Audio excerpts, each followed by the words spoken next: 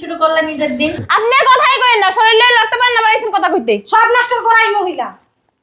যা যা, আমি আর আটকামো না, ঈদের দিন আমি আটকামো না। আমার মাইয়ারে যদি নিয়ে যাই না বাড়িতে, ভালো পোলা দেখা ধুমধাম কইরা মাইয়া বিয়া দেমু।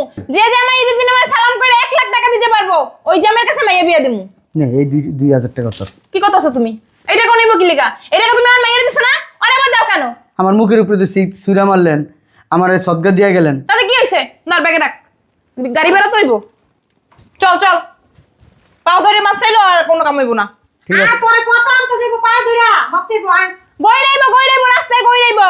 আমার তো চিনস তুই, আমি গইরা মুহ না, কান মুহ না, তোকে বাড়ির 14 সীমানায়ও যাবো না। দেখা যাইবো না সময় মতো। ঠিক আছে, চোখের পানি নাকের পানি কানে পানি এক জায়গা করে কানতে কানতে মরে গেল। আমার মেয়ে তোর কাছে দিমু না, বুঝছ নাই? মাল্লা আট কি রে, তুই তার কাম মানুষ হয়ে দাঁড়াইছিস কি লেগা? হ্যাঁ তোমরা যাও। শোন, ঈদের দিন একটা ইতিহাস হয়ে থাকবো।